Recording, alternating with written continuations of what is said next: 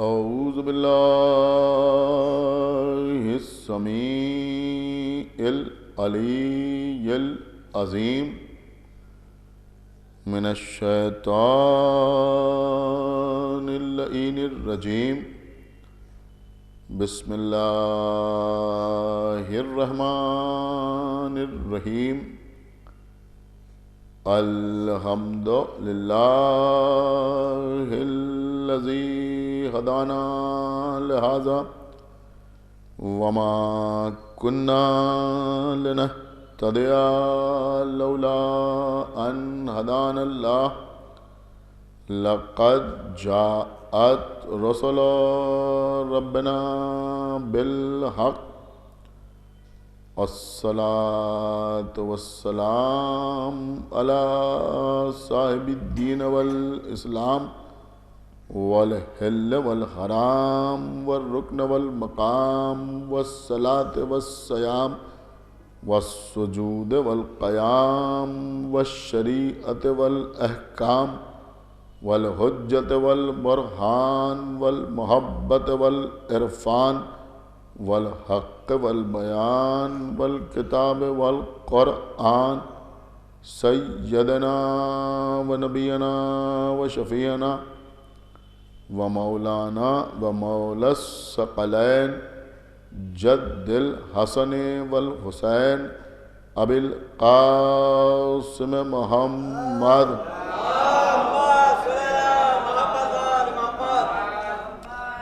وعلى أهل بيته الطيبين الطاهرين المعصومين المظلومين المنتخبين المنتجبين الذين أذهب الله عنهم الرجس وطهرهم تطهيرا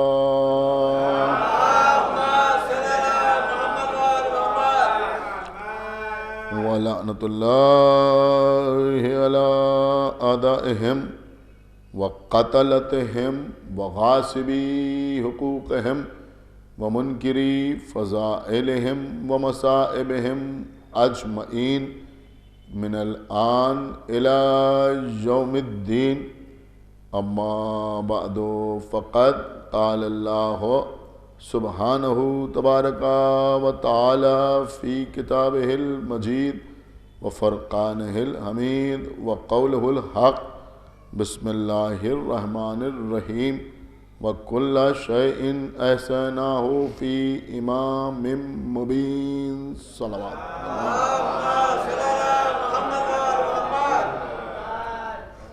حضرات سورہ یاسین جس کو صدر قرآن اور قلب قرآن کہا جاتا ہے،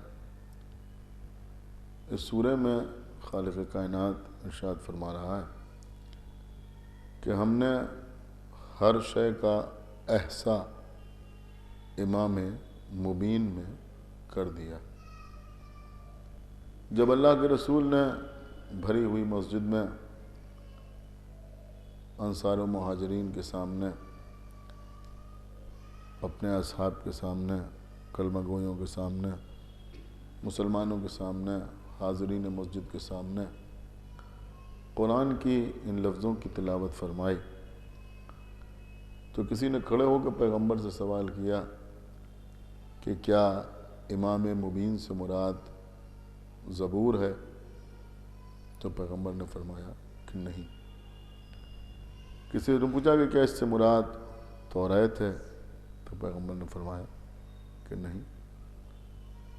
پھر کسی نے سامنے سے کھڑے ہو کے پوچھا کہ کیا اس سے مراد انجیل ہے جو جناب عیسیٰ پر نازل ہوئی؟ تو پیغمبر نے فرمایا نہیں۔ ایک شخص نے پہلو سے اٹھ کے پوچھا کہ کیا اس سے مراد قرآن ہے؟ تو پیغمبر نے فرمایا کہ نہیں۔ اتنے میں مولا متقیان غالب کل غالب حضرت علی بن ابی طالب علیہ السلام داخل مسجد ہوئے، اور جب مولا علی داخل مسجد ہوئے تو پیغمبر اسلام نے ارشاد فرمایا یہ آ گیا امام مبین۔ السلام علیکم۔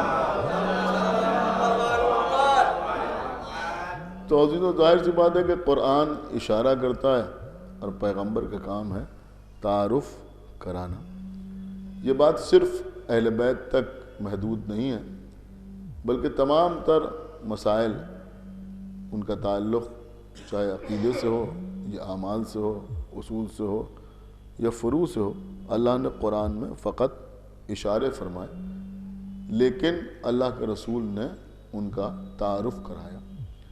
اللہ نے اقیم الصلاۃ کہا، لیکن صلاۃ کیا ہے، نماز کیا ہے، نماز کیسے پڑھی جائے، واجبات نماز کیا ہیں، مستحبات نماز کیا ہیں، ارکان نماز کیا ہیں، مکروہات نماز کیا ہیں، محرمات نماز کیا ہیں، شکیات نماز کیا ہیں، نماز کے مقدمات کیا ہیں، نماز کیسے پڑھی جائے، کتنی پڑھی جائے، کتنی رکعت پڑھی جائے، یہ سب پیغمبر اسلام نے بتایا۔ اس کا مطلب یہ ہوا کہ نماز کی طرف اشارہ اللہ نے کیا، لیکن نماز کا تعارف خود پیغمبر نے کرایا۔ یہ ایک ایسا مسئلہ ہے جس سے کوئی مسلمان انکار نہیں کرتا۔ اللہ نے روزہ رکھنے کا حکم دیا، کتب علیکم الصیام، کہ روزے تمہارے اوپر لکھ دیے گئے ہیں جیسے تم سے پہلے والوں پر لکھے گئے تھے، لعلکم تتقون، تاکہ تم تقوی اختیار کرو۔ لیکن روزہ کس طرح سے رکھا جائے اور کیسے رکھا جائے، یہ سب اللہ کے رسول نے بتایا۔ تو اسی طرح سے عزیزوں، اللہ نے امام مبین کا ذکر کر کے یہ فرمایا کہ ہم نے ہر شے کا احساء امام مبین میں کر دیا ہے، لیکن امام مبین کا تعارف پیغمبر نے کروایا کہ یہ آ گیا امام مبین۔ ایک صلوات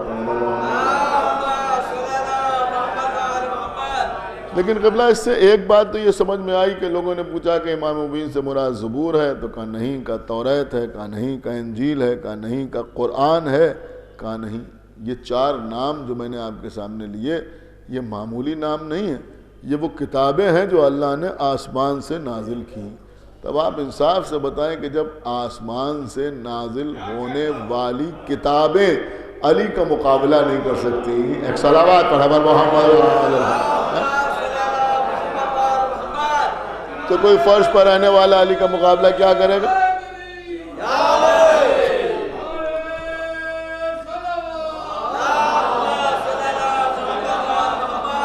آج کی مجلس میں کچھ خاص باتیں میں آپ کی خدمت میں عرض کرنا چاہ رہا ہوں، اور دوسری بات قبلہ یہ ہے کہ اس سے ایک بات کا اور اندازہ ہوا کہ مولا علی کے سلسلے میں غلو کا کوئی امکان نہیں ہے۔ آپ کہیں گے اس کا غلو سے کیا تعلق ہے؟ نہیں، بڑا گہرا تعلق ہے اس کا غلو سے۔ غلو سے اس کا تعلق یہ ہے کہ غلو کا مطلب ہے کسی کے بارے میں وہ کہنا جو وہ نہ ہو، یا کسی کی طرف اس صفت کی نسبت دینا جو اس میں نہ پائی جاتی ہو۔ بہت توجہ آپ حضرات کی چاہتا ہوں۔ اب میرے لیے کسی نے کہا کہ بھئی یہ عالم دین ہے، تو اگر مجھ میں وہ صفت نہیں پائی جاتی تو اسی کا نام غلو ہے۔ سمجھ رہے ہیں آپ؟ ایک صلوات پڑھیں بر محمد دیکھیں، بہت آسان ہے سمجھنا، اگر آپ سمجھنا چاہیں تو اللہ کہہ رہا ہے وَكُلَّ شَيْءٍ۔ اب یہ کُلَّ شَيْءٍ کون کہہ رہا ہے؟ ہم نہیں کہہ رہے ہیں وَكُلَّ شَيْءٍ۔ یہ بات ہمیشہ آپ اپنے ذہن میں رکھیں کہ ہر آدمی کی حیثیت سے کے مطابق اس کا کلام ہوتا ہے۔ جیسی حیثیت ہوتی ہے ویسے ہی کلام کا معیار ہوتا ہے۔ اگر ہم کہیں کہ ہمارے پاس جو کچھ ہے وہ ہمارے بیٹے کا ہے، تو اب ہماری حیثیت کے مطابق جو کچھ ہے یعنی تمام چیزیں، اس کا اندازہ لگایا جائے گا کہ بھئی ان کی حیثیت کتنی ہے، کتنی ان کے پاس جائیداد ہے، کتنا ان کا بینک بیلنس ہے، کتنا ان کے پاس مال ہے، کتنی ان کے پاس دولت ہے۔ لیکن اگر کوئی مالدار آدمی یہ کہے کہ بھئی جو کچھ میرے پاس ہے وہ میرے بیٹے کا ہے، تو اب اس کی حیثیت کے اعتبار سے اس کا اندازہ لگایا جائے گا۔ کوئی بادشاہ یہ کہے کہ جو کچھ میرے پاس ہے وہ میرے بیٹے کا ہے، تو اب دیکھا جائے گا کہ بادشاہ کی حکومت کی سرحدیں کہاں تک ہیں۔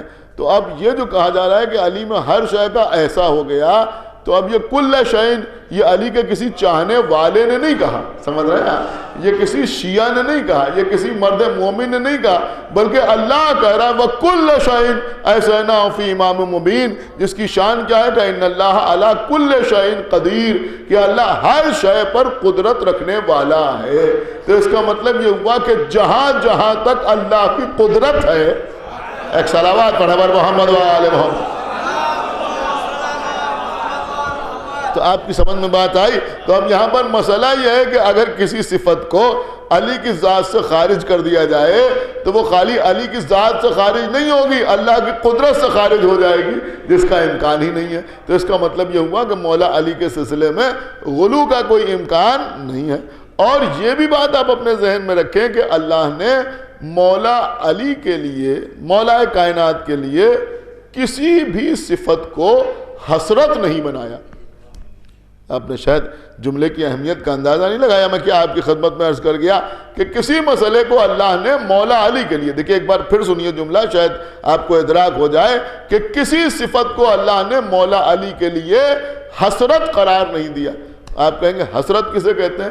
ابھی میں آپ کی خدمت میں عرض کر رہا ہوں عزیزوں، آپ کبھی غور سے سنیے، جو دوسرے اپنے اپنے رہبروں کے فضائل بیان کرتے ہیں تو کیا بیان کرتے ہیں؟ وہ یہ بیان کرتے ہیں کہ رسول اللہ نے فرمایا کہ اگر میرے بعد کوئی نبی ہوتا تو یہ ہوتے۔ ایک صلوات پڑھے پر محمد وآلہ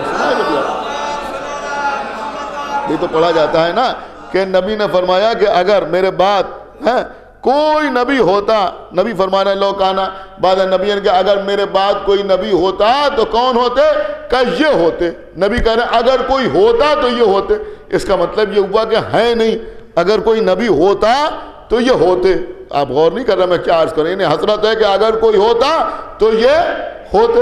یا ایک اور حدیث سنائی جاتی ہے کہ نبی نے فرمایا کہ ہر نبی کی امت میں ایک محدث ہوتا تھا۔ محدث اسے کہتے ہیں کہ جو فرشتے کی آواز سنتا ہے، اب یہ ایک الگ بحث ہے۔ تو نبی نے فرمایا کہ ہر نبی کی امت میں کوئی نہ کوئی محدث ہوتا تھا، میری امت میں کوئی محدث نہیں ہے، لیکن اگر ہوتا تو یہ ہوتے۔ ایک صحابی کا نام لیا جاتا ہے کہ فرمایا کہ اگر ہوتا تو یہ ہوتے۔ نبی نے فرمایا کہ ہر نبی کا کوئی نہ کوئی رفیق ہوتا تھا، اگر کوئی میرا رفیق ہوتا تو یہ ہوتے، یار غار یہ ہوتے۔ اس کا مطلب یہ ہوا کہ نبی کہہ رہا ہے کوئی رفیق ہوتا تو یہ ہوتے۔ آپ غور نہیں کر، ہے نہیں، اگر ہوتا ہے، اگر کوئی محدث ہوتا تو یہ ہوتے، اگر میرے بعد کوئی نبی ہوتا تو یہ ہوتے۔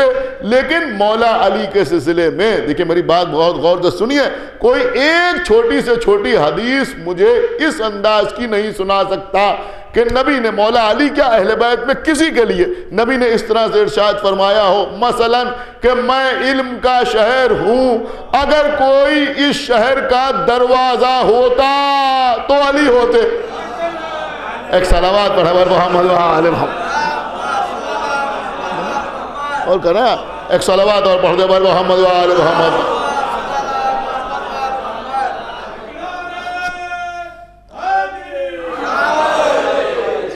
یا پیغمبر اسلام نے ارشاد فرمایا کہ بھائی خندق میں اگر کوئی کل ایمان ہوتا تو علی ہوتے۔ نبی نے فرمایا ہو کہ اگر کسی کی محبت جنت میں جانے کا جواز ہوتی تو وہ علی کی محبت تھی۔ یا پھر بہت حدیثیں ہیں، میں کہاں تک آپ کے سامنے عرض کروں۔ نبی نے غدیر میں فرمایا ہو کہ بھائی اگر کوئی میری طرح مولا ہوتا تو علی ہوتے۔ یا نبی فرماتے کہ اگر جوانان جنت کا کوئی سردار ہوتا تو امام حسن ہوتے، اگر کوئی جوانان جنت کا سردار ہوتا تو امام حسین ہوتے، اگر کوئی میرا جز ہوتا تو فاطمہ ہوتی۔ ایک صلوات پڑھے بر محمد وآلہ۔ کوئی ایسی حدیث آپ شاید غور نہیں کر رہے ہیں، پیغمبر نے کبھی کوئی ایسی حدیث اہل بیت کے لیے بیان ہی نہیں فرمائی کہ اگر ایسا ہوتا تو یہ ہوتے، اور یہ ہوتا تو یہ ہوتے، اور یہ ہوتا تو یہ ہوتے۔ اس کا مطلب یہ ہوا کہ آل محمد کے لیے کوئی حسرت نہیں ہے۔ سمجھنا، کوئی شے کو، کسی صفت کو، کسی عہدے کو، کسی منصب کو، کسی فضیلت کو ان کے لیے حسرت نہیں بنایا گیا کہ اگر ایسا ہوتا تو یہ ہوتے۔ نہیں، اس کے برعکس میں آپ کی خدمت میں چند جملے تمہید کے طور پر پیش کر سکتا ہوں کہ یہ تو نبی نے نہیں کہا کہ اگر کوئی شہر علم کا دروازہ ہوتا تو علی ہوتے، لیکن ہاں میں یہ بات ضرور آپ کی خدمت میں عرض کر سکتا ہوں کہ اگر علی نہ ہوتے تو دعوت ذوالشیرہ میں کوئی ناصر رسول نہ ہوتا۔ نہیں آپ سنتے جائیں، انشاءاللہ آپ کو لطف آئے گا۔ ہاں ہم یہ کہہ سکتے ہیں کہ اگر علی نہ ہوتے تو کوئی بستر رسول پر سونے والا نہ ہوتا۔ اگر علی نہ ہوتے تو بدر کے میدان میں کوئی 2/3 مشرکوں کو قتل کرنے والا نہ ہوتا. اگر علی نہ ہوتے تو احد کے میدان میں جب سب نے پہاڑوں پر جا کر سکونت اختیار کی تو کوئی نبی کا تحفظ کرنے والا نہ ہوتا. ہاں ہم یہ کہہ سکتے ہیں اگر علی نہ ہوتے تو خندق میں کوئی کل ایمان نہ ہوتا. اگر علی نہ ہوتے تو خیبر میں کوئی مرہب کو پچھاڑنے والا نہ ہوتا. اگر علی نہ ہوتے تو کوئی باب خیبر اکھاڑنے والا نہ ہوتا. اگر علی نہ ہوتے تو کوئی پتھر پہ علم گاڑنے والا نہ ہوتا. اگر علی نہ ہوتے تو کوئی صلح نامہ حدیبیہ تحریر کرنے والا نہ ہوتا. اگر علی نہ ہوتے تو حنین میں کوئی نبی کی محافظ نہ ہوتا. اگر علی نہ ہوتے تو کوئی نبی کو غسل و کفن دینے والا نہ ہوتا. یہ کہہ سکتے ہیں نہیں کہہ سکتے ہیں؟ اگر علی نہ ہوتے تو کوئی نبی کی نماز جنازہ پڑھانے والا نہ ہوتا. کوئی نبی کی نماز جنازہ پڑھانے والا نہ ہوتا. یہ اتنے جملے تمہید میں میں نے صرف اس لیے آپ کی خدمت میں عرض کیے تو پیغمبر کی ایک اسی مزاج کی حدیث آپ کی خدمت میں پیش کر دوں کہ پیغمبر نے زندگی میں ایسی کوئی حدیث نہیں فرمائی کہ اگر یہ ہوتا تو علی ہوتے، لیکن ہاں یہ فرمایا کہ اگر علی نہ ہوتے تو میری بیٹی فاطمہ کا کوئی کفر نہ ہوتا.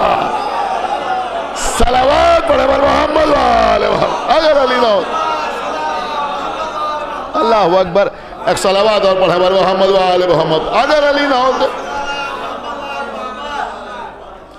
تو میری بیٹی فاطمہ کا کوئی کفر نہ ہوتا. اب میں سمجھتا ہوں جتنی داد آپ نے دی شاید اس سے کوئی زیادہ ہی داد آپ دے دیں اگر میں جملہ آپ کی خدمت میں عرض کر دوں کہ بھائی دوسرے بھی پریشان نہ ہوں. خالی رسول نے نہیں فرمایا کہ اگر علی نہ ہوتے تو فاطمہ کا کوئی کفر نہ ہوتا. نہیں، تمہارے ابا نے بھی 70 مرتبہ کہا کہ اگر علی نہ ہوتے تو یہ ہلاک ہو جاتا. صلوات پڑھے بر محمد وآلہ محمد. 70 مرتبہ. ایک صلوات اور پڑھے بر محمد وآلہ محمد. بس عزیزوں میں آپ کو یہیں تک لانا چاہتا تھا. ظاہر سی بات ہمارے مظہر امیر صاحب بڑے خلوص کے ساتھ یہ مجلسیں منعقد کرتے ہیں اور موسم بھی سازگار نہیں ہے، بہت دیر آپ کو زحمت نہیں دینا ہے، لیکن چند اہم باتیں میں آپ کی خدمت میں عرض ضرور کروں گا. دیکھیں نبی نے فرمایا کہ اگر علی نہ ہوتے تو میری بیٹی فاطمہ کا کوئی کفو نہ ہوتا. کفو کا مطلب آپ سمجھتے ہیں؟ کاف فے واو کف، اس کا مطلب کیا ہوتا ہے؟ کفو کا مطلب شوہر نہیں ہوتا. عام طور پر لوگ یہی سمجھتے ہیں کیونکہ پیغمبر نے فرمایا، لہذا لوگ سمجھتے ہیں کہ کفو کا مطلب شوہر. کفو کا مطلب شوہر نہیں ہوتا. نہ کفو کا مطلب زوجہ ہوتی.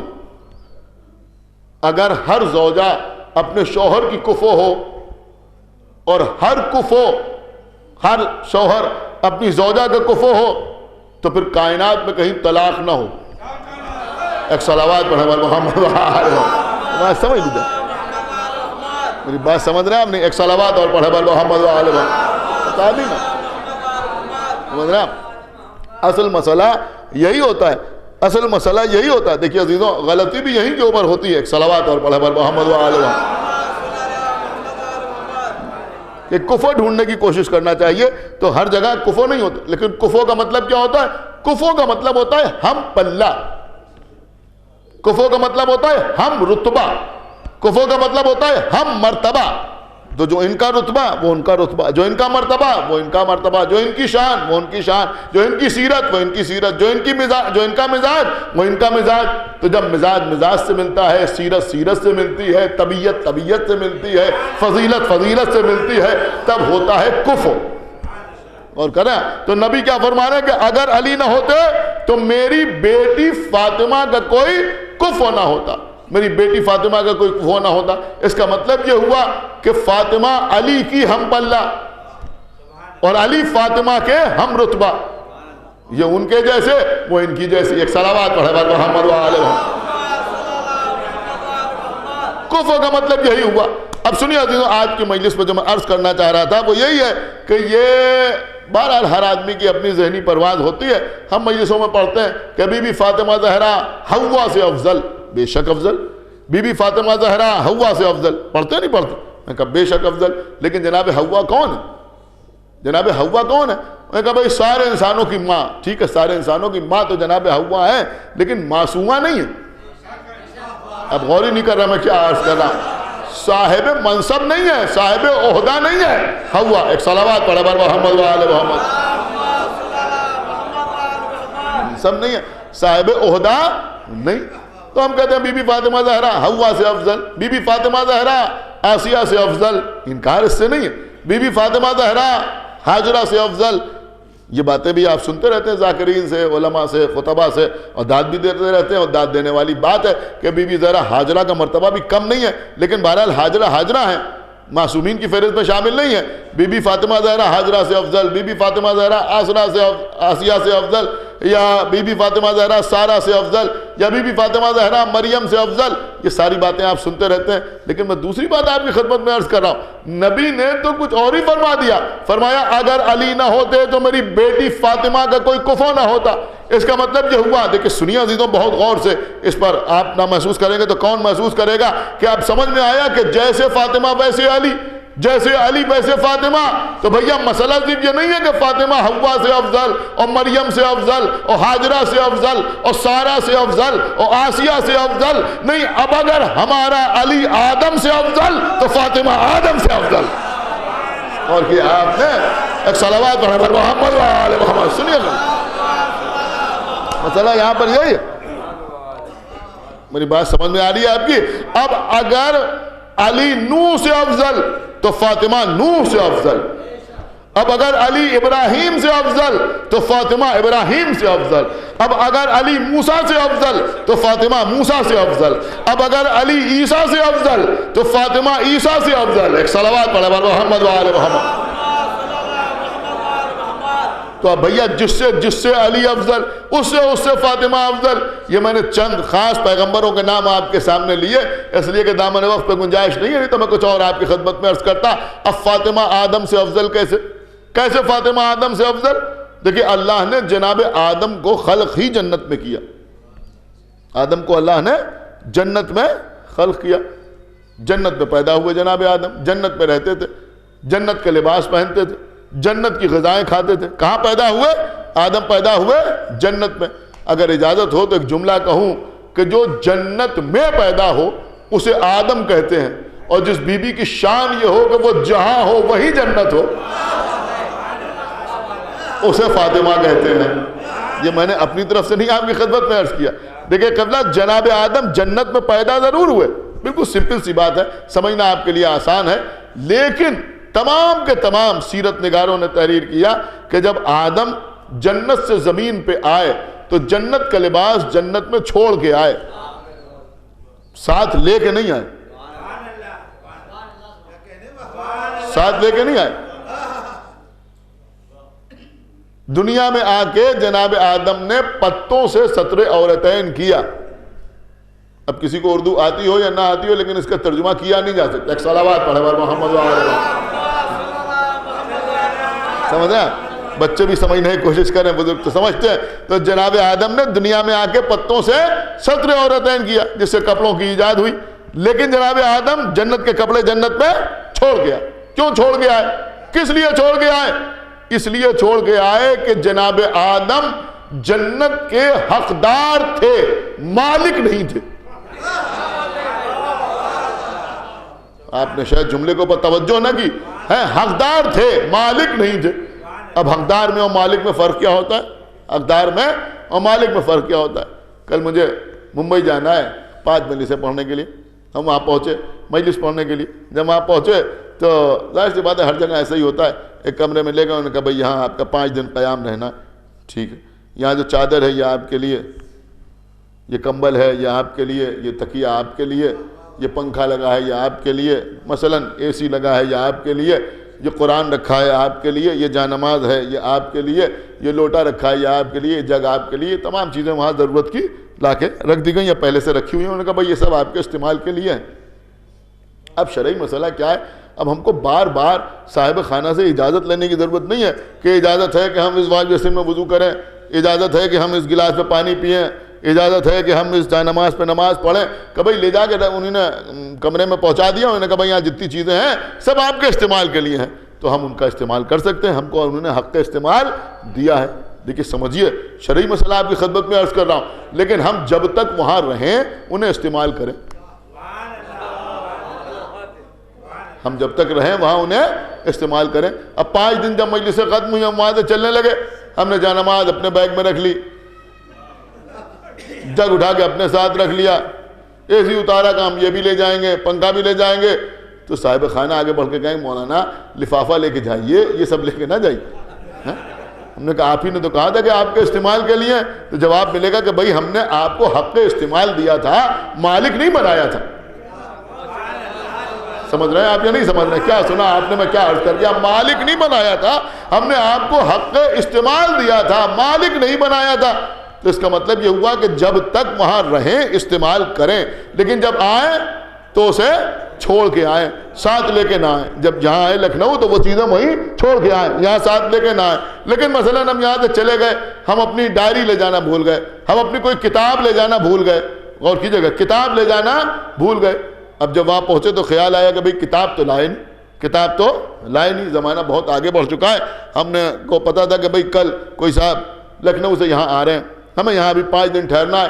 ہم نے اپنے گھر کو فون کیا اور ان صاحب کو بھی فون کیا، آپ نے کہا آپ ہمارے گھر چلے آئیے گا اور فلاں کتاب ہمارے گھر پہ رکھی ہوگی، وہ لیتے آئیے گا۔ انہوں نے کہا ٹھیک ہے، معتبر آدمی تھے، ہمارے گھر گئے، کسی سے مانگی، وہ کتاب ملی، دوسرے دن ہماری کتاب پردیس میں ہمارے پاس آ گئی۔ کیا سن رہے ہیں آپ؟ خدا کے لیے بھائی بیدار ہو، یہ میں کیا عرض کر رہا ہوں، جہاں ہم کو رکھا گیا وہاں کا قرآن ہم بغل میں دبا کے لا نہیں سکتے۔ کیا سن رہے ہیں آپ؟ کیوں؟ کہ اس لیے کہ ہم کو حق استعمال دیا گیا ہے، مالک نہیں بنایا گیا ہے۔ وہاں کی جائے نماز لے کے نہیں آ سکتے، لیکن اپنے گھر سے جہاں چاہیں اپنی کتاب منگوا سکتے ہیں، اپنی شیروانی منگوا سکتے ہیں۔ کیا سن رہے ہیں آپ؟ جو چیز چاہیں منگا لے۔ کیوں؟ کہ بھائی یہ چیزیں ہمارے گھر میں ہیں، ہم ان کے مالک ہیں، چونکہ ہم ان کے مالک ہیں لہذا جب چاہیں جہاں چاہے کسی سے منگوا سکتے ہیں۔ بس یہی فرق ہے آدم میں اور سیدہ میں۔ سنا آپ نے یا نہیں سنا؟ آدم جنت کے حقدار تھے، مالک نہیں تھے۔ جب تک جنت میں رہے، جنت کے کپڑے پہنتے رہے، جنت سے زمین پہ آئے تو لباس چھوڑ کے آئے، لیکن فاطمہ حقدار جنت نہیں ہے، جنت کی مالکہ ہے۔ جب چاہے جہاں چاہے جنت کا کھانا منگوا لے، جنت کے کپڑے منگوا لے۔ صلوات بر محمد و آل محمد۔ جب چاہے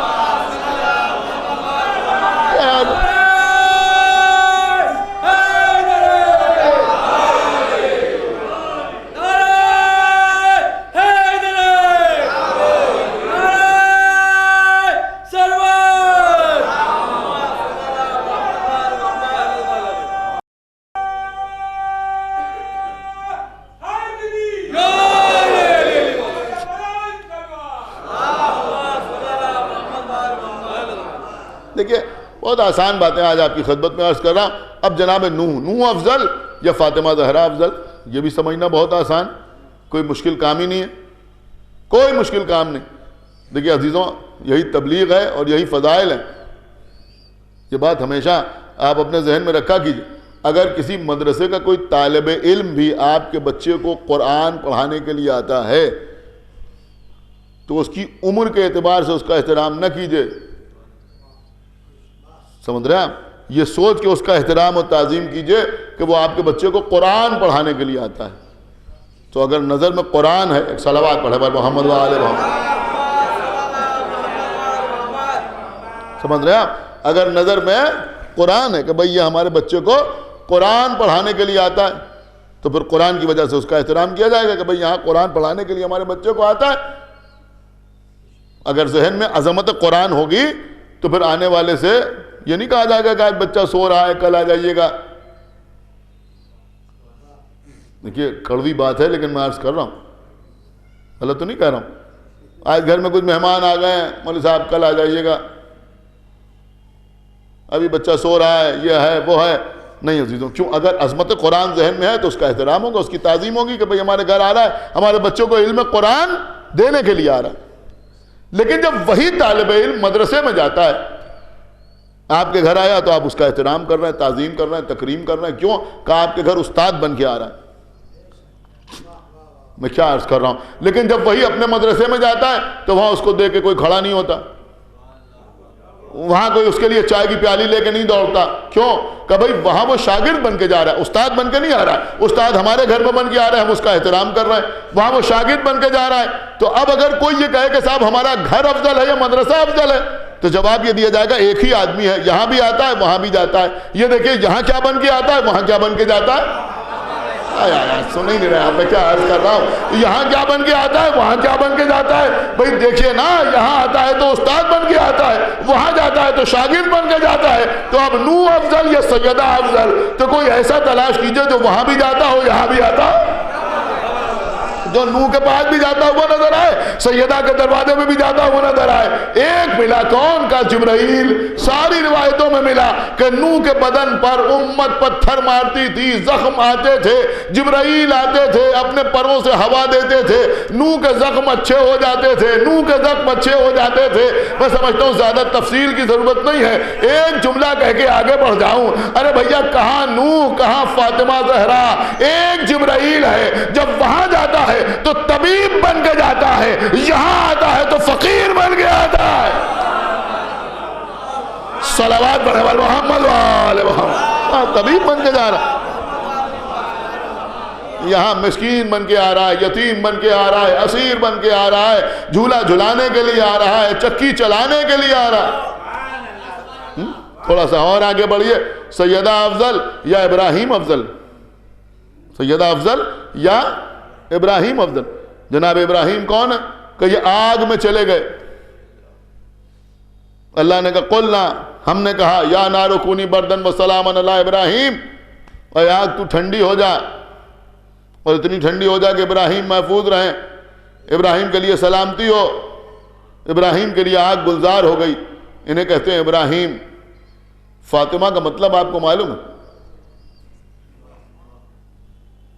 جنت میں لے جانے والی نہیں, جنت میں لے جانے والی کو فاطمہ نہیں کہتے, آگ سے بچانے والی کو فاطمہ کہتے ہیں. اللہ اکبر. آگ سے بچانے والی کو فاطمہ کہتے ہیں. دیکھیں عزیزوں, شیعہ ہو یا سنی ہو, سب کی کتابوں میں اس طرح کی روایتیں موجود ہیں کہ بہت سے لوگ ایسے ہوں گے جو اپنے اعمال کی وجہ سے پہلے جہنم میں جائیں گے اور کچھ عرصے جہنم میں رہیں گے, سزا بھگتیں گے, اس کے بعد جہنم سے نکال کے جنت میں بھیجے جائیں گے. اس میں بہت سی چیزیں بھی لکھی ہوئی ہیں. اس کا مطلب یہ ہوا کچھ ایسے بھی ہوں گے کہ جو جنت میں جائیں گے تو وایا جہنم جائیں گے. جانتے ہیں آپ نہیں جانتے؟ کچھ ایسے ہیں کہ جو جہنم میں جائیں گے تو ہمیشہ وہیں رہیں گے, خالدین فیہا, یہ بھی تذکرہ قرآن میں ہے. کچھ ایسے ہوں گے کہ جو جہنم میں جائیں گے, جہنم سے نکال کے بھی جنت میں بھیجے جائیں گے. حالانکہ جنت سے نکال کے کوئی جہنم میں نہیں بھیجا جائے گا. لیکن فاطمہ کون ہے کہ جو ہے آگ سے بچانے والی. کیا سن رہے ہیں آپ, آگ سے بچانے والی. اس کا مطلب یہ ہوگا کہ سیدہ کا جو شیعہ ہے وہ جنت میں جائے گا تو ڈائریکٹ جنت میں جائے گا, وایا جہنم جنت میں نہیں جائے گا. ایک صلوات پڑھے والے محمد والے محمد. وایا جہنم نہیں جائے, ڈائریکٹ جائے گا.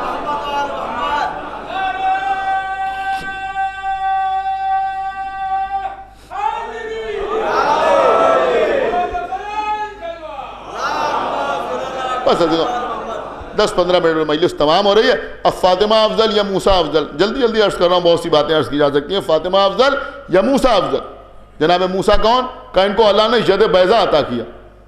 ید بیضا, ید کہتے ہیں ہاتھ کو, ید بیضا یعنی چمکنے والا ہاتھ. میں آسان مفہوم عرض کروں, نورانی ہاتھ. ید بیضا اللہ نے عطا کیا. جیسے آپ رات کو چلتے ہیں تو لوگ ہاتھ میں ٹارچ لے کے چلتے ہیں, یا اب تو موبائل ہی میں ٹارچ ہوتی ہے, اگر اندھیرا ہے تو ٹارچ لے کے چل رہے ہیں. اسی طرح جناب موسیٰ جب نکلتے تھے تو اگر اندھیرا ہوتا تھا اپنی مٹھی کھول دیتے تھے تو ان کے ہاتھ سے نور نکلتا تھا, ان کے ہاتھ سے نور نکلتا تھا, اور ساتھ چلنے والوں کو کوئی پریشانی نہیں ہوتی تھی, اندھیرے کا احساس بھی نہیں ہوتا تھا, ہاتھ سے ان کا نور نکلتا تھا. لیکن یہی لکھا ہوا ہے ہر جگہ کہ جب مٹھی کھولتے تھے تو ہاتھ سے نور نکلتا تھا. ہاں ہاں, غور کیا آپ نے یا نہیں غور کیا؟ نہیں غور کر رہے ہیں آپ. اگر مٹھی بند ہے تو نور نہیں ہے, مٹھی کھولی, ہاتھ کھولا تو ہاتھ سے نور نکلا. اور ساتھ ساتھ یہ بھی کہ اگر موسیٰ گھر کے اندر ہے تو نور گھر کے اندر ہے, اور اگر موسیٰ گھر کے باہر ہے تو نور گھر کے باہر ہے.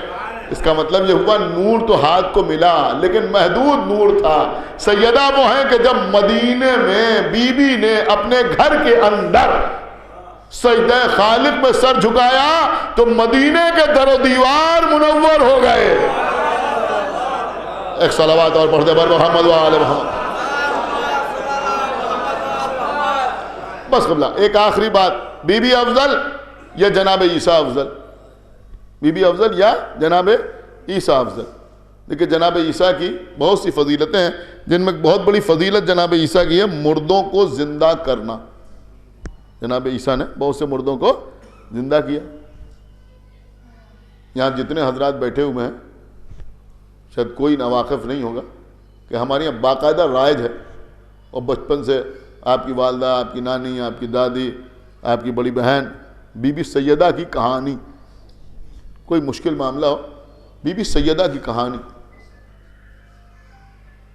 میں بار بار کہہ رہا ہوں۔ دیکھیے عزیزوں، ہمارے بزرگوں نے جس چیز کا جو نام رکھا بہت سوچ سمجھ کے نام رکھا۔ یہ آج کل جو تھوڑی سی عقل استعمال کر کے، میں ایک بات ضرور آپ کی خدمت میں عرض کرتا ہوں کہ تھوڑی سی احتیاط کی ضرورت ضرور ہے کہ اگر کوئی بات ہماری سمجھ میں نہیں آتی تو ہم اپنے کو عقل کل نہ سمجھیں کہ یہ بات ہماری سمجھ میں نہیں آتی لہذا غلط ہے۔ ہم اسے سمجھنے کی پہلے کوشش کریں۔ ہاں اگر ہمارے پاس اقوال معصومین میں کوئی حکم ہے یا کوئی حدیث معصوم ہے یا قرآن کی کوئی آیت ہے تو بات الگ ہے، ورنہ کوئی بات ہماری سمجھ میں نہیں آتی تو اس کا مطلب یہ نہیں ہے کہ وہ غلط ہے۔ سمجھ رہے ہیں آپ؟ یہ مطلب نہیں ہے کہ ہمارے بزرگ جو کرتے تھے وہ غلط کرتے تھے۔ بزرگوں نے نام رکھا بی بی سیدہ کی کہانی، بی بی سیدہ کی کہانی۔ اب کچھ زیادہ عقل مند لوگ سامنے آ جاتے ہیں، میں کہا صاحب یہ کہانی کیا ہے؟ ارے جاہل ہیں آپ زبانی سے واقف نہیں ہیں۔ جس کو عربی زبان میں قصہ کہتے ہیں اسی کو ہندی میں کہانی کہتے ہیں۔ آپ سمجھے میری بات یا نہیں؟ ایک صلوات پڑھے بر محمد و آل محمد۔ سمجھ رہے ہیں آپ؟ یہ کہانی جو ہے یہ ہندی کا لفظ ہے۔ اردو میں عربی کے الفاظ بھی ہیں، فارسی کے الفاظ بھی ہیں، ہندی کے لفظ بھی ہیں، ترکی کے لفظ بھی ہیں، بعض انگریزی کے الفاظ بھی ہیں۔ اردو کو لشکری زبان کہتے ہیں۔ لشکری زبان کا مطلب یہ ہوا کہ اس میں مختلف زبانوں کے الفاظ جو ہیں وہ شامل ہیں۔ تو یہ کہانی جو ہے یہ ہندی زبان کا لفظ ہے اور اردو میں شامل ہے، لہذا اردو بھی ہے۔ اور قصہ جو ہے یہ عربی زبان کا لفظ ہے۔ قصے کا اگر ترجمہ کیا جائے اردو میں تو اسے کہانی کہتے ہیں۔ کچھ غور کر رہے ہیں آپ؟ ضروری نہیں ہے کہ کہانی جھوٹی ہو، سچی کہانی بھی ہوتی ہے اور جھوٹی کہانی بھی ہوتی ہے۔ ایسے قصہ بھی سچا بھی ہوتا ہے، جھوٹا بھی ہوتا ہے۔ میں کچھ آپ کی خدمت میں عرض کر رہا ہوں۔ اب جو لوگ ہم سے کہتے ہیں صاحب یہ کہانی کہاں سے لے آئے، دیکھیں جو بھی انسان یہاں بیٹھا ہوا ہے اور متوجہ ہے اور اس کے دل میں اہل بیت ہے انشاءاللہ خاموش نہیں رہے گا۔ میں جملہ آپ کی خدمت میں عرض کر رہا ہوں، ارے بھیا ذرا سورہ یوسف تو پڑھو۔ کیا سنا ہے آپ؟ خدا کے لیے بھائی بیدار ہوئیے، ذرا سورہ یوسف پڑھو۔ اللہ کیا کہہ رہا ہے؟ اللہ کہہ رہا ہے یہ احسن القصص ہے، یعنی قصوں میں بہترین قصہ ہے، بہترین قصہ ہے۔ تو جو ہم سے پوچھتے ہو یہ بی بی سیدہ کی کہانی کہاں سے لے آئے، ہم تم سے پوچھتے ہیں یوسف کا قصہ کہاں سے لے آئے۔ ایک صلوات پڑھے بر محمد و آل محمد۔ بڑی سیدھی بات ہے یار۔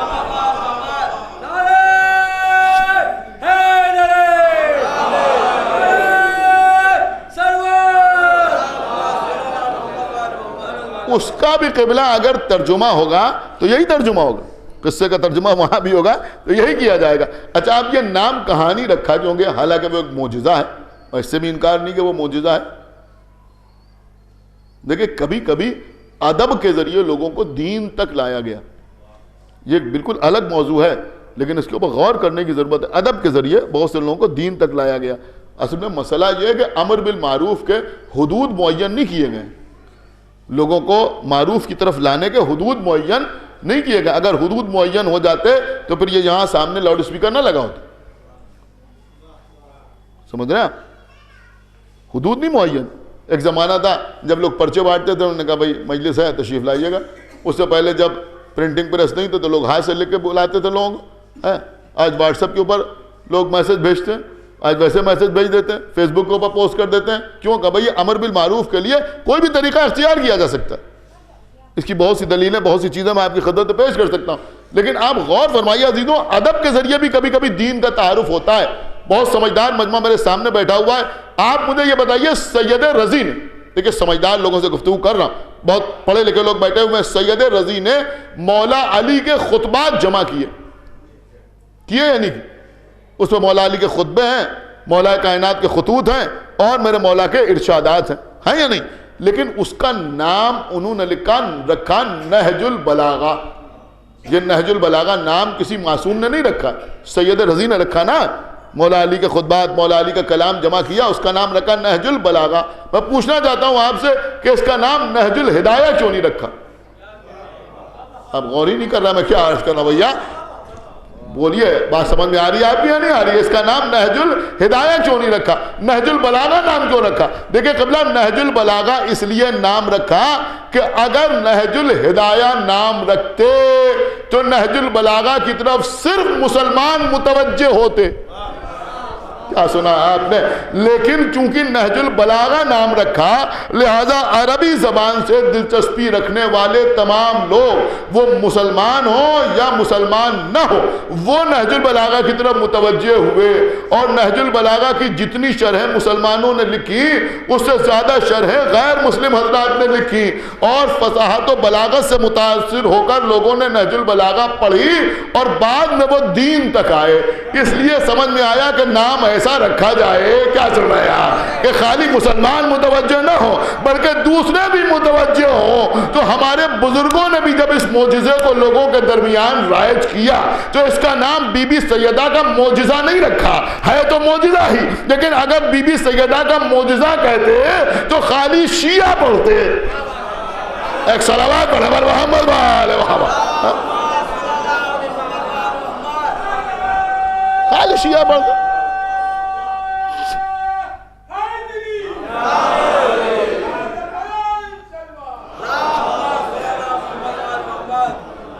ایک کامن سے نام رکھا گیا بی بی سیدہ کی کہانی۔ اب جب کہانی کا نام آتا ہے تو انہوں نے بھی پڑھا، انہوں نے بھی پڑھا، انہوں نے بھی پڑھا، اور جب منتیں آئیں، جب لوگوں کی نظر پوری ہوئی تو نہ معلوم کتنے لوگ جو تھے وہ مشرف با ایمان ہو گئے۔ صلوات پڑھے بر محمد وآلہ، کتنے لوگ۔ بس تو میں عرض کر رہا تھا اس معجزے میں، اس کہانی میں آپ کیا سنتے ہیں کہ بی بی پہنچی، اور جب پہنچی تو آپ کے نور سے اس یہودی کا مکان منور ہو گیا، خوشبو سے معطر ہو گیا، اور پھر ساری عورتیں بے ہوش ہو گئیں، ساری عورتیں بے ہوش ہو گئیں، اور دلہن مر گئی۔ جب دلہن مر گئی تو بی بی نے دعا کی، جب دعا کی تو وہ کلمہ پڑھتی ہوئی اٹھ بیٹھی۔ بس یہی مجھے آپ کی خدمت میں عرض کرنا تھا۔ جناب عیسیٰ نے بھی مردوں کو جلایا، لیکن عیسیٰ نے مردوں کو جلایا تو، لیکن اگر مرنے والا مومن تھا تو مومن اٹھا۔ کیا سن رہے ہیں آپ؟ اگر مرنے سے پہلے کافر تھا تو کافر اٹھا، یعنی مرنے سے پہلے جس مذہب پر تھا ویسے ہی اٹھا۔ بعد میں عیسیٰ کا معجزہ دیکھ کے مسلمان ہو گیا ہو تو مجھے نہیں معلوم، لیکن جیسے مرا تھا ویسے ہی تو اٹھا۔ لیکن بی بی کی شان کیا ہے کہ جب مری تھی تو یہودی تھی، لیکن جب اٹھی تو کلمہ پڑھتی ہوئی اٹھی۔ کیا سن رہے ہیں آپ؟ کلمہ پڑھتی ہوئی اٹھی۔ بس باب فضائل میں آخری جملہ آپ کے حوالے ہے۔ اب سمجھ میں آیا کہ عیسیٰ کے دروازے پر فقط حیات ملتی ہے، لیکن بی بی زہرا کے دروازے پر حیات بھی ملتی ہے، نجات بھی ملتی ہے۔ صلوات بر محمد وآل محمد، حیات بھی ملتی اور نجات بھی ملتی ہے، حیات بھی ملتی ہے اور نجات بھی ملتی ہے۔ اللہ اکبر۔ وہ بی بی کہ جو حیات بانٹنے والی، نجات بانٹنے والی، اس بی بی پر کیسے کیسے مظالم ڈھائے گئے، ہماری جان قربان۔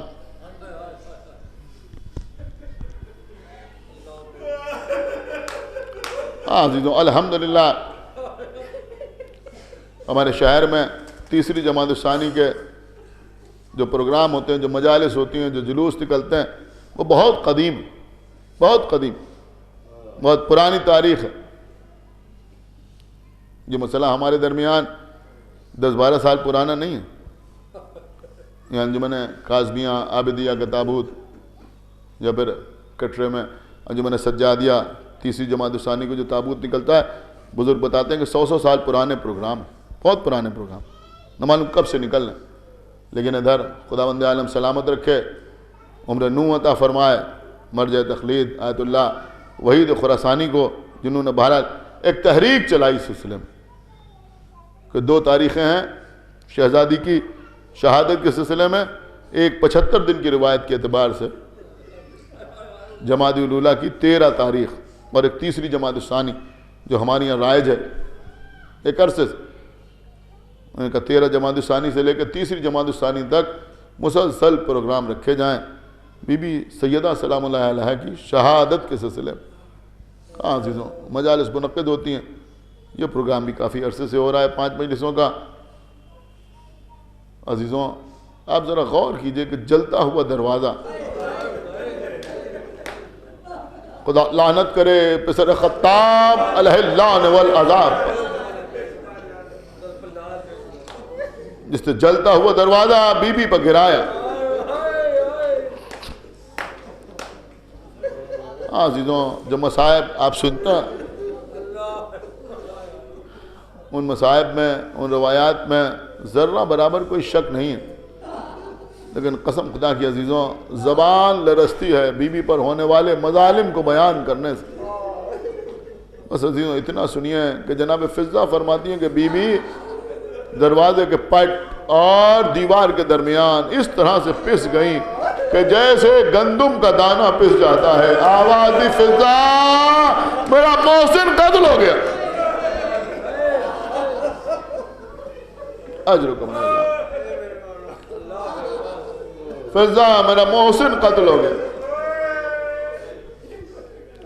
عزیزوں وہ زخم آیا کہ اس کی تاب نہ لا کے بی بی اس دنیا سے گزر گئیں۔ لیکن عزیزوں یہاں بی بی کے چاہنے والے بیٹھے ہیں، محبت کرنے والے بیٹھے ہیں۔ وہ دروازہ گرایا جانا، وہ جناب محسن کی شہادت، وہ پسلیوں کا شکستہ ہونا، وہ شب کی تاریکی میں جنازے کا اٹھنا، وہ مولا علی کا 40 قبریں اور بنانا، وہ ساری باتیں اپنی جگہ، لیکن حماد اہل بیت شہید محسن نقوی کے بقول اس قوم کے رونے کو یہی بات بڑی ہے، زہرا بھرے دربار میں حق مانگ رہی ہے۔ یہاں تو یہی کافی ہے عزیزوں کہ بی بی دربار میں جا کے اپنا حق مانگ رہی، اس قوم کے رونے کو یہی بات بڑی ہے، زہرا بھرے دربار میں حق مانگ رہی ہے۔ عزیزوں جب بی بی دربار میں آئی تو مسجد کے ایک ستون خاص کے قریب پہنچی تو آنکھوں سے آنسو جاری ہو گئے، رونے لگی بی بی۔ کسی نے آگے بڑھ کے پوچھا بی بی رونے کا سبب کیا ہے؟ ابھی تو آپ نے اپنا مقدمہ درج بھی نہیں کیا، اے بی بی ابھی تو آپ کو آپ کے حق سے محروم بھی نہیں کیا گیا، اے بی بی رو کیوں رہی ہیں؟ آپ کو معلوم ہے کیا فرمایا کہ میں اس بات پر رو رہی ہوں کہ زمانہ کتنا بدل گیا۔ جب میں اپنے بابا کی زندگی میں اس مسجد میں آتی تھی، اس ستون کے قریب آتی تھی تو میرا بابا ممبر سے نیچے آ جاتا تھا، میری پارے جگر آ رہی ہے، میرے دل کا ٹکڑا آ رہا ہے، میری زہرا آ رہی ہے، ام ابیہا آ رہی ہے، لیکن آج کوئی میرے احترام میں اٹھنے والا بھی نہیں ہے۔ اے شہزادی کوئی مسجد میں آپ کے احترام میں نہ اٹھا، دربار میں آپ کا احترام نہ کیا گیا، آنکھوں سے آنسو جاری ہو گئے۔ اے بی بی میں ہاتھ جوڑ کے عرض کروں گا کم سے کم ہاتھوں میں رسن تو نہیں بندھی ہوئی، اے بی بی کم سے کم سر میں چادر تو موجود تھی، اے بی بی سامنے کسی کا سر تشت میں تو نہیں رکھا ہوا تھا، لیکن جب زینب دربار شام میں جائے گی تو ہاتھوں میں رسیاں، سر پر چادر نہ ہوگی، سامنے حسین کا سر تشت طلا میں رکھا ہوا ہوگا۔ بس عزیزوں مجلس تمام ہو رہی ہے، آخری جملے ہیں، ارے عزیزوں رونے کے لیے نہیں مر جانے کے لیے غیرت داروں کے لیے کافی ہے کہ عزیزوں شرابی کا دربار، 700 کرسی نشینوں کا مجمع، سامنے سر حسین دشت طلا میں رکھا ہوا ہے۔ یزید نے شمر سے کہا کہ میں نے تو کہا تھا نبی زادیوں کو لانا، لیکن تم تو کچھ کنیزوں کو لے آئے اسیر کر کے۔ بس عزیزوں شمر کہتا ہے یزید ایسا نہ کہو، بلکہ دیکھ یہ